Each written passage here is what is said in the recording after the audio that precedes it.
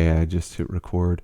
All right, everybody. Hey, welcome. We are recording, so this is very informal, but I'm Coach Nate McBride, and I run Blade Fit Academy, and I've got a few people here that are interested in this meeting that we're having, and we are going to make the beginning part of this meeting public for anyone who is interested in what we are exploring, and so on and so forth. So, Sky, would you introduce you and your club? Yeah, sure. My name is Sky Hilton. I've been doing HEMA for a little over 10 years. I own and operate and head instruct the Sword School in Midland, Texas. We are expanding to Lubbock next month, and we're pretty much the only game out here. So I get a lot of stuff from all over West Texas and East New Mexico, and it's just a huge swath of land. But yeah, we've been out here for 6 years and we're continuously growing. And one of the big things that people always ask is, when can my kids do it? So, Fantastic. You're next, Jesse. Oh, okay. Didn't want to cut in before my time. I'm Jesse Kula. I've been with the Chicago Swordplay Guild for about 25 years. Um, in our current incarnation, we are Forteza Fitness and Martial Arts. I've been running our kids program there for about 9 years, and it's not big, but it's solid. And yeah, that's one of the things that cued it on was people kept asking, when can my kids do this? So we found a way. Yes, thank you for that. And you both were very good at saying where you were located. I am in Vancouver, Washington. It is right on the north side of the Columbia River, near Portland, Oregon, not in Canada. So that's a big confusion. So I am in Vancouver, USA. I didn't even know there was a Vancouver, USA till I found a job up here. So that is that. Okay, so really quick, what I wanted to propose is the vision is a HEMA style youth sword tournament where different clubs can come together and, well, the national tournament is what we're talking about. But in order for that to mean anything, there has to be a chain of tournaments that happen that builds up to this event. And so far, there is nothing like that. There is nothing like that for adult HEMA as such, as far as I'm aware. There's some things that come a little closer. But for youth, there is absolutely nothing. If we want this, if you call it a martial art or a sport or a hobby, whatever you want to call it, I'm just going to say sport. If you don't like that, that's fine. It is something that in order for this to grow, we need to attract the youth, and so there needs to be clubs have to make this happen. And in order for clubs to make this happen, it has to make sense to individual clubs to get their hands in and participate in and to make this work. So instead of this top-down approach, I wanted to explore the idea of having a ground-up approach, a sort of federated idea. And this is not some idea that I've come up with all by myself. I actually used to belong to something called MSF, Modern Sword Fighting. It originated in Russia and then later in Ukraine. And there are several sword schools, and this is like a Buhurt prep type of. So these clubs, they have their adult Buhurt clubs, but they also had their outreach to youth. Now, obviously, you don't get youth in this heavy, expensive, and kind of dangerous full contact steel setup. You just don't.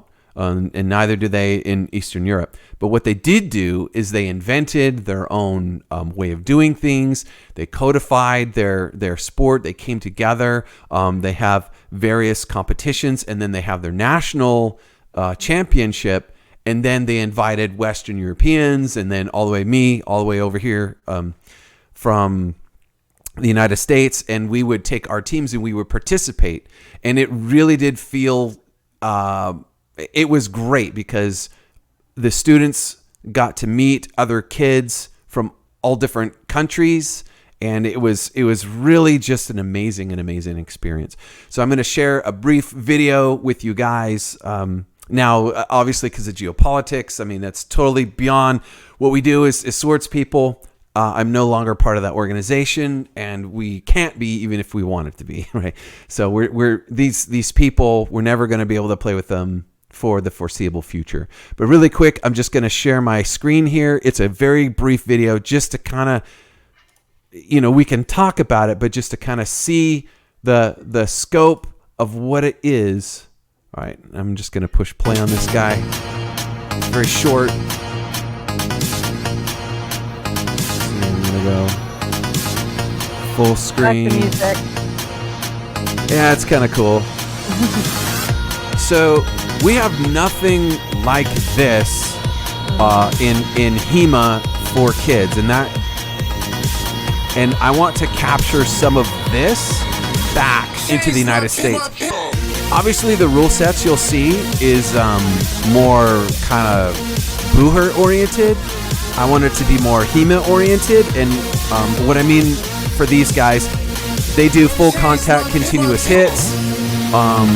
Obviously, if we tried to recreate something like that in a HEMA context, there would be a lot of friction. It would not work. So, but what I want people to pay attention to is just the idea that many of these people come together from all over Russia. Russia's a huge country. So, yada, yada, yada. And so you can see now they have different weapon sets. The rules are slightly different. They've got adults who are the judges. They're very well organized. They have codified rules. And to this day, let me see if I could get back out of here now that I got in here. Stop sharing. Oh, did I lose you guys? No, I didn't. Here we go. All right, cool. So you all saw what that was? Yeah. All right, cool. I'm just making sure. So in order to get to that organizational level, and again, I don't mean the rule sets because that's probably not appropriate for what we're trying to do. But let me show you some paperwork of what they do have. And I'm going to share that one more time. Screenshot. Documents. Oh, where did the documents go? Probably in here. Oh, yes, this is it. Okay. So this is the boring part, but this is the necessary part. So this was all written in Russian at first, and it's been translated into English. Oddly enough, they translated everything into English because that's the international language, and they kind of take that seriously. So you got a lot of Russians who speak English, and so here's the purpose of the rules. Don't worry, we're not going to read through this whole thing. I just wanted to show this to you. Definition of what this is, organization of competitions, right? And so you can see they have their bylaws here, right? And this takes a long time to cultivate, but this is something that I thought maybe we ought to take a look at. And the reason why we would be interested in doing something like this is because fundamentally, each of us as clubs bring our own games and our own categories to the table where we can compete with each other and just have this great mixing bowl. And that's the thing that youth have that they like to do that maybe adults don't like to do. Is I'm not saying it's a sandbox approach. I like to say sandbox. But it's a smorgasbord of think of it as like a decathlon sort of. Now they've even created their own weapons, and now they have places that they can buy their own weapons with. See, it's got their different weights and their shields and stuff. So they really got into the nitty gritty. And see, here's right here. The age groups, what it is, and then here's the associated rule set that go with it, 6.2.7 in this example, right? And so they could go to the rule books and see, okay, that particular game, here's the rules for this game. Procedure of the participants, and anyway, it's a big giant document. It takes a long time to write a document like this. And I'm not saying that we should sit down right now and write this document. But what I am saying is that is how what we saw, that's how they got there. So I'm going to stop talking for a moment, and I'm going to ask you guys some feedback of what you feel about what you just saw. Honest feedback.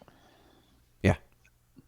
We can't even get grown-up HEMA to do anything like that. So, but I think we would probably have a lot easier time getting a youth organization to agree to bylaws like that because of parents. Yeah. Yeah, I don't know about Jesse, and there's a bunch of other schools that all have people who have been doing the grown-up classes, and then they have kids, and the kids do the kids classes. My school, most of my students are dual income, no kids. And if they do have kids, they're very young. They're too young. So I have a lot of outside parents who have a expectation of what fencing is. And they're like, oh, my son does this, or my daughter, she loves swords. Let's get her into this. And then it doesn't match what the parents' expectation is because they're used to dealing with Taekwondo Federation or some other kind of Eastern martial art that has a whole federation, has all these bylaws, all this kind of stuff. And I don't have any of that to offer. So what I have discovered is even though they bring their kids for sword, they don't stick with it because there's no structure for the kids to build on. There's no reward. There's no show of growth. There's no tournaments. Yes. So, and that's something that the people who are paying the bills want. The kids really don't care. The kids are happy to come here with their friends and sword fight, but the parents who are driving here and paying the bill, they want something to show for the investment. What about you, Jesse? Well, I would mirror a lot of what Sky said, but it was said very well. I have a similar issue with most of my child students are not the children of my adult students. They are completely unrelated groups because most of my adult students are dual income, no kids, and what few aren't are their kids are usually college age and out of the house and don't really want to hang out with mom and dad. And I totally hear you on the structure thing. We've created. So I when you said you're in Midlands, I was like, is that that's not me? Is that me? Maybe. Hang on one second. Yeah.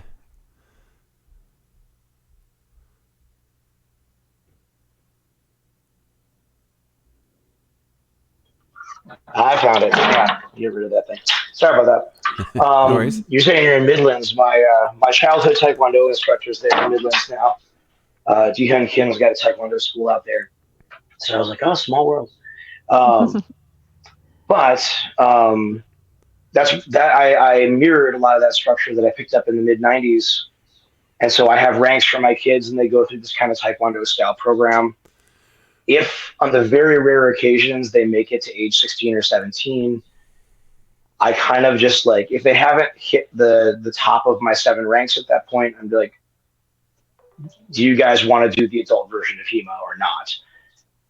Because this kind of ends at 16 for you, and then it goes to this totally HEMA looks a bit different than what you've been doing, and they know all the same core moves, if you will. Like it's all still based on Fiore, what we do Chicago, but it doesn't look the same. It doesn't feel the same. It's not as competitive. It is just messing around with their friends. But I do like the concept of. I think we'd be able to recruit more kids if there was something a little more competitive for them to do. Mm-hmm. I'd recruit more and a different subset of kids if I had that. So I'm enthusiastic to get things going, but I'm also very aware of the challenges of doing something at the national level right out of the gate. Yeah, I have no false Yeah, that's expectations right. of doing something right out of the gate on a national level. I think Nate's right with talking about starting regional and working up because we're going to have something where everyone can be on the same page for that. That's right. It's easier to go local. I think we all agree with that. Sky, as you mentioned, sometimes and sometimes we're like this lone island in this giant landmass, and there's no one near us.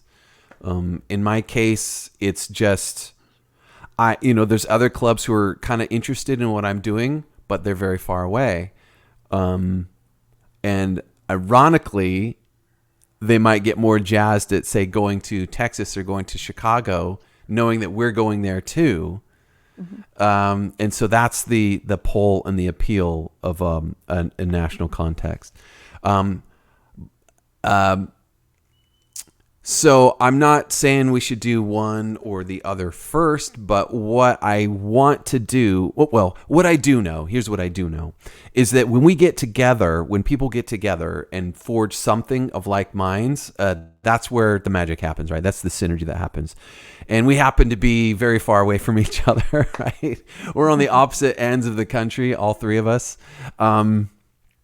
But if there was a way where we all could get together on some kind of a rotational basis, something to work for, like at the end of I don't know, at some point during the year where we look forward to this meeting, that might be enough to trickle down as opposed to grassroots up, right? Because, as we all know, the thing about top down is it's very structured and it's nice and people can fall in line or not. From grassroots up, it's there's a lot of energy, but it's not harnessed and it's kind of all over the place and no one agrees on anything. And so the idea of federation, you kind of take some energy from both ends, right? So people feel excited to travel and go and meet because they're bringing something of their club that they want to share with the other clubs. And everyone brings something to the table and we all get to try it together. And if beforehand we have our rules, like this is our game, this is how we play it, here's the codified rules, you guys practice this for several months and then we're all going to meet together and do this thing. And then as the coaches and as the judging staff, we take it seriously. We do the meeting, the insurance, the shiny things, the medals at the end, the ceremony, all of the things that the parents are looking for and the things that makes it memorable. There's also, each community has their special flavor, right? They have their special history, and there's it's like, hey, it's a trip. Let's see some of the cool things, near where you are in Texas, right? There's some really cool things over there, I'll bet. And I know there is in Chicago, and I've got some pretty cool things near me too. So it's like you have the time where you get to explore that part of the town. There's the eating together, like the dinner beforehand. And then the next day there's the competition. And then everyone has this great time, and then you leave. And then you shoot for it next year. And that's kind of how you build this thing.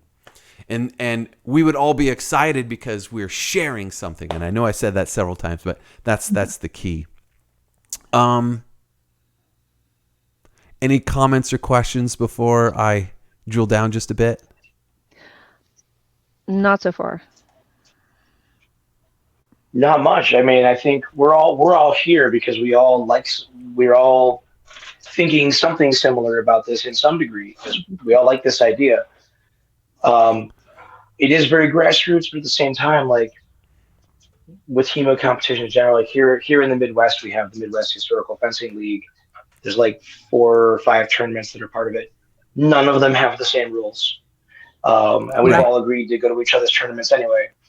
And we all have a lot of fun, and it's super friendly and very, very nice. I think we can definitely take a lesson from your modern sword fighting experience and come up with something that we can all agree on. And right now I've only got 3 or 4 kids that have the scratch and the parental support to travel. But if we can build up something locally, or even just like get together, some of us, and just go do something small scale, but travel to do it, I'm willing. That's all I got to say there.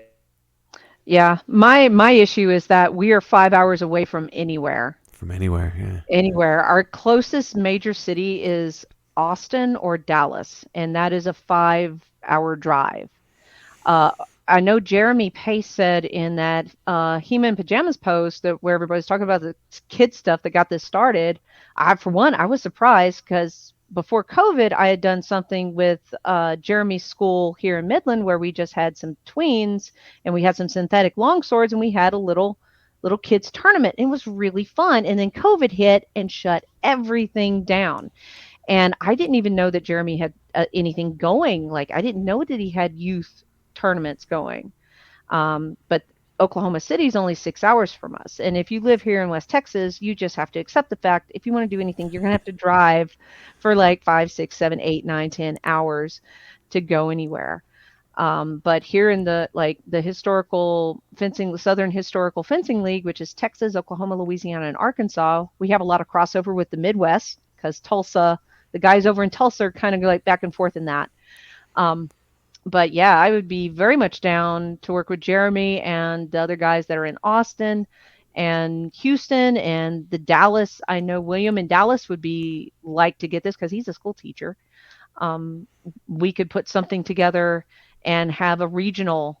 But the thing is, we have to agree on rules. Well, I'm glad you mentioned that. And here's the beauty of it. The way that MSF operates, they have different categories. And so when they get together, it's not just one rule set.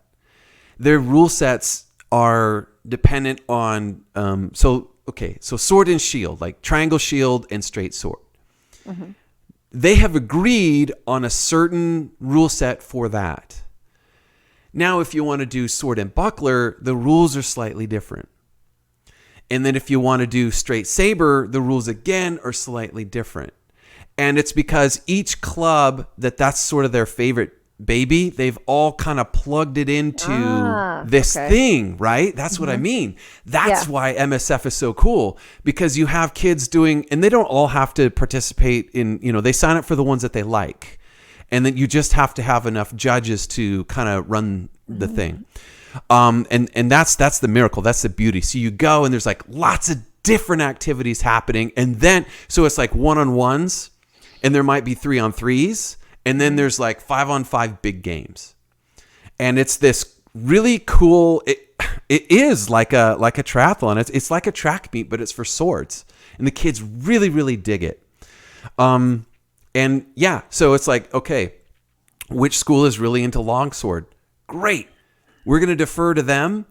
And how do they do it for kids? And how do we make it safe for kids? And how do we make it duplicatable that more kids want to do that?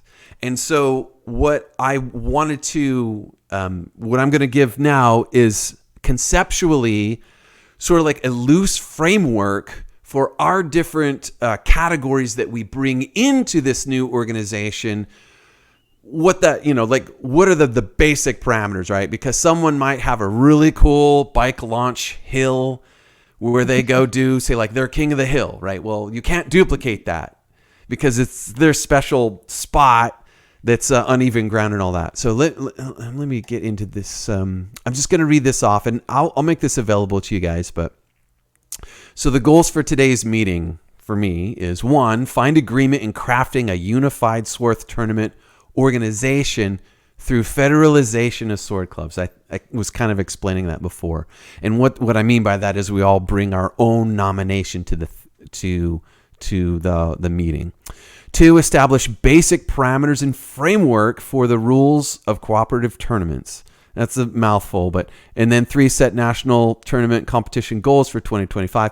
Jesse and I were kind of talking about maybe the idea of meeting in Chicago 2025. He put some things to pen and paper a little bit, and so we kind of have an idea of what that looks like. If we had about 50 students from nationwide, it might work. And again, at this stage, that's very, very ambitious. I think we all recognize that.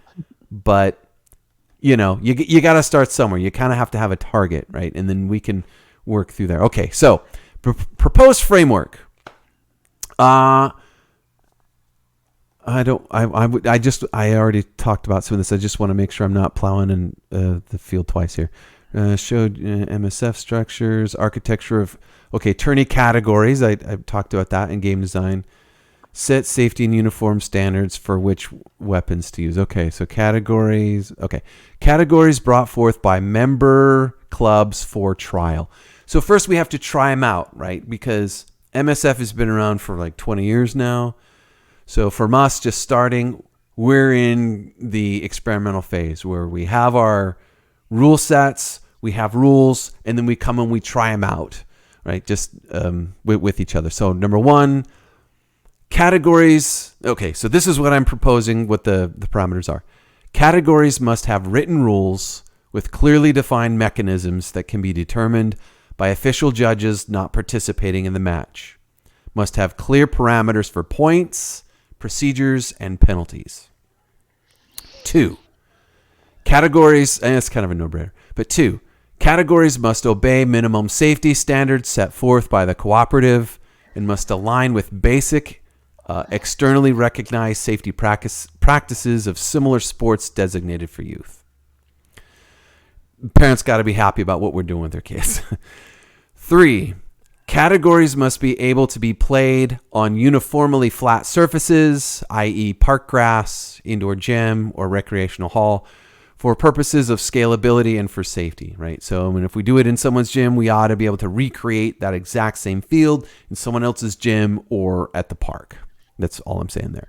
4, the number of fighters on the field at once for group categories must be able to be reasonably monitored by the judges. So in some of these group games that we play, I'm assuming some of you guys have done this where it's like 7-on-7 and it's like there's respawns and it's just, it's crazy. Yeah. It's really fun, but you can't judge that. It really slips away from the judges. Mm-hmm. So as fun as that is, that's too much for some kind of, in my opinion, it's too much for some kind of judgeable, recreatable game for in a tournament setting. Am I off base? No. So for our tournaments, are we looking at just doing single combat? No group battles or anything like that for the children? The kids really love those group battles. I know, but kids aren't honest. They don't take hits. No, they are not honest. That is the trick, isn't it? Yeah. You know what? That's true. Kids are not honest.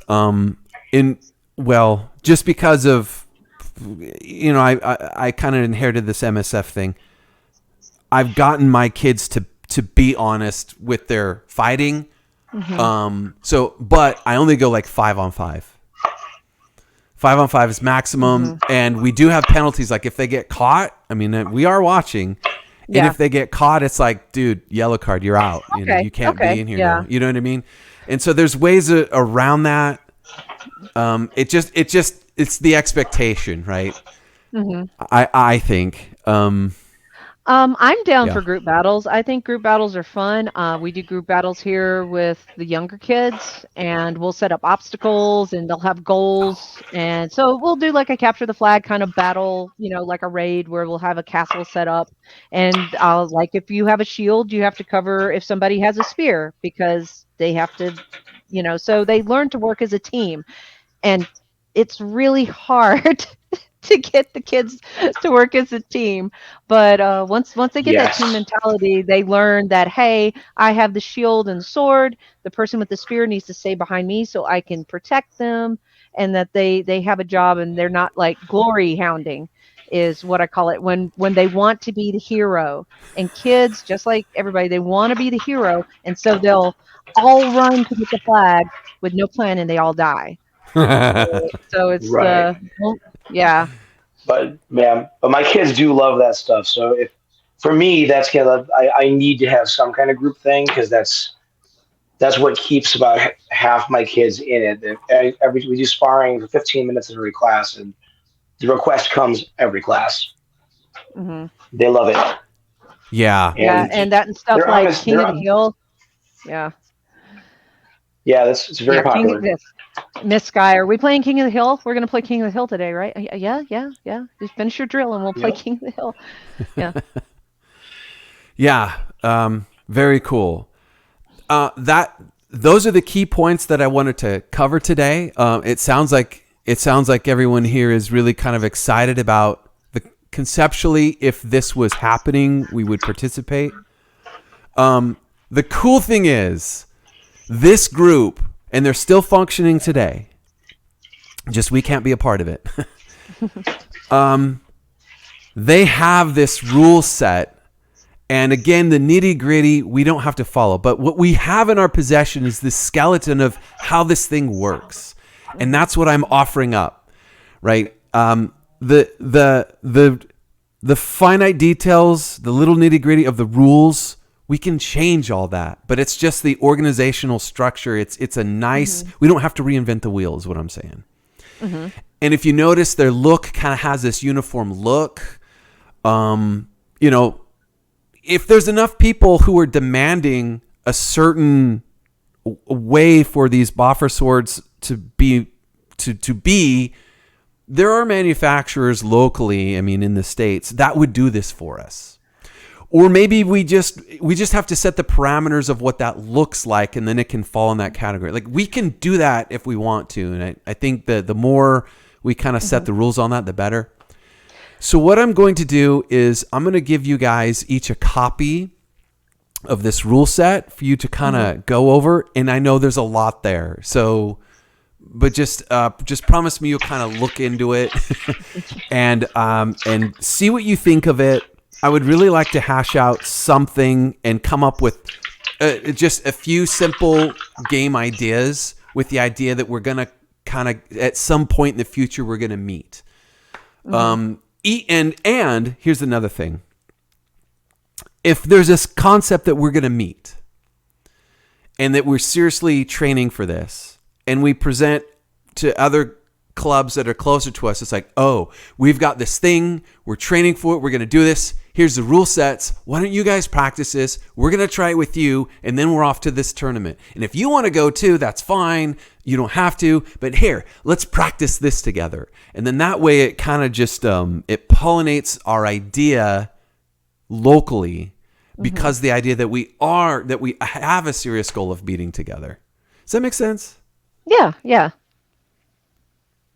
It totally does, and I'm with what Sky said earlier about this, where if we start building it, I think more people will show up and come out for it if they see our energy projecting forward into the future. Because I started HEMA 25 years ago, and I think I knew all 300 people in the U.S. who were doing it at the time by 2001. And now, like, I think this is the first time I've spoken to Sky ever, but I've known your name for years. But the thing is it's a big community now, and it's grown so fast.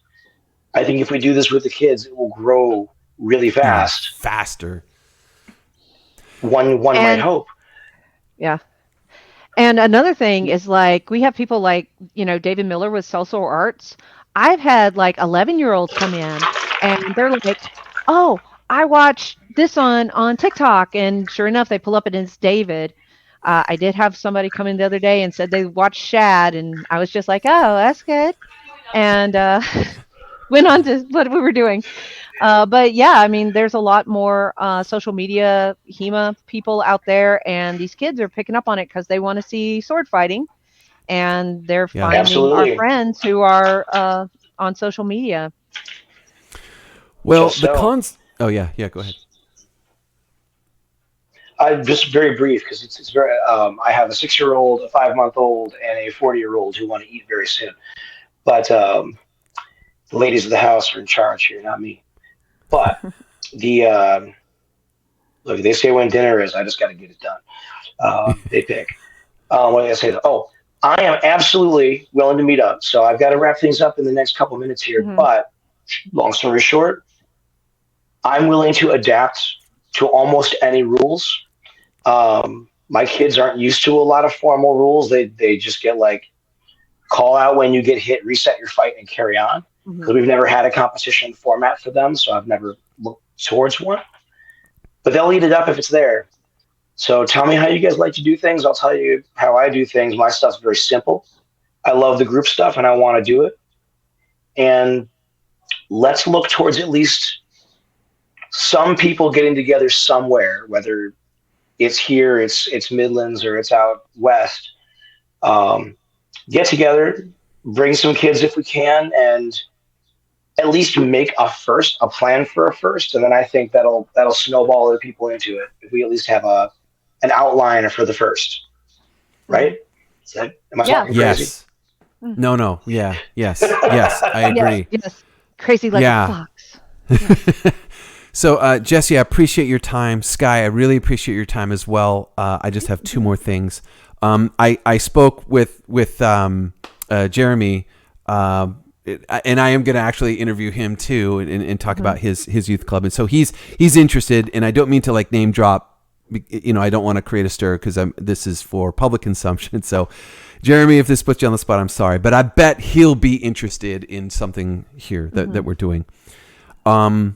Secondly, this will grow, and I'll tell you why, right? And maybe you guys understand why already. But we are not sword sports. Oh, so MSF, they call this sports sword, right? We are not taking away classic athletes away from their sports. We're not pulling away soccer players. We're not pulling away baseball or football or anyone else. The people who are coming consistently to our clubs are gamers and fantasy nerds, maybe kids who don't like coaching because maybe they're on the spectrum or something like that. These are the kids that we pull away from a computer screen that be active at our club. Mm-hmm. That demographic is getting huge. We have the golden opportunity to give parents and these kids a positive way to look at life and activity, something that they can do for their whole life that's not attached to glory seeking, as you know, that they don't have to go find a scholarship with this sport. They can have fun with this and use it the whole rest of their life.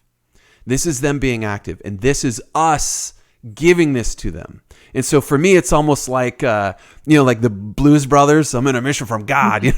For me, it's almost like that, right? This has to happen for kids. And I feel strongly about that. This is something that we have that we can give. We just have to organize it in such a way, and it will get huge. It just will. And that's all I got, guys. That's exactly the kids that we get that stick with it are the little gamer kids. And in fact, our club has an old school gamer club that we started. That's so the teenagers can get together and play D&D or tabletop games or whatever with the people they practice sword with. So it's community building. And I'm sure Jesse and you guys know, once you get your community built, you've got that stability to help build on. So cool. All right, guys. I'm going to tag you a little bit later. I'm going to give you the documentation for you to look over at your leisure, and then I'll bug you about it in a couple of weeks. Thank you again for coming on. All right, awesome. It was wonderful meeting you, Jesse. And I was about to say the same. It was delightful to finally meet you. And if you run into Dushan Kim over at Midlands Taekwondo, just give him a hard time for me. Be like, hey, I know this guy in Chicago. Yeah, he'll be like, who? All right. Anyway, you guys have a good one. See you on the dark side. See you on the dark side. Yeah, Jesse's got the right idea. It's time for me to eat too. I'm pretty hungry. I know you guys are 2 hours ahead of me. So anyway, thanks a lot, Sky, and I'll talk to you later. Okay, cool. Nice to meet you. Bye.